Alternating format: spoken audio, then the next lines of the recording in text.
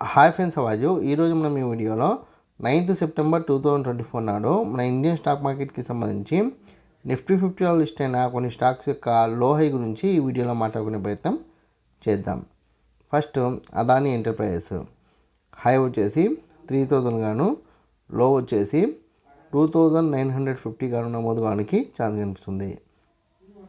దాని తర్వాత Adani ports high వచ్చేసి 1460 హై గాను, లో వచ్చేసి 1420 లోగా నమోదు కావడానికి ఛాన్స్ కనిపిస్తుంది. దాని తర్వాత యాక్సిస్ బ్యాంక్ హై వచ్చేసి 1175 హై గాను, లో వచ్చేసి 1140 లోగా నమోదు కావడానికి ఛాన్స్ కనిపిస్తుంది. దాని తర్వాత సిప్లా హై వచ్చేసి 1625 హై గాను, లో వచ్చేసి 1590 లోగా నమోదు కావడానికి ఛాన్స్ కనిపిస్తుంది.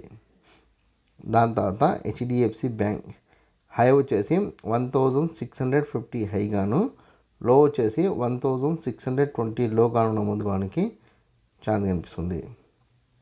దాని తర్వాత ఐసిఐసిఐ బ్యాంక్ హై వచ్చేసి 1225 హై గాను, లో వచ్చేసి 1185 లో గాను నమోదు కావడానికి ఛాన్స్ కనిపిస్తుంది.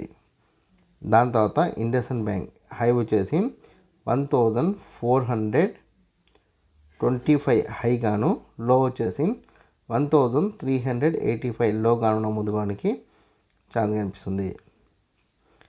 దాని తర్వాత కోటక్ బ్యాంక్ హై వచ్చేసి 1780 హై గాను, లో వచ్చేసి 1740 లో గాను నమోదు కావడానికి ఛాన్స్ కనిపిస్తుంది.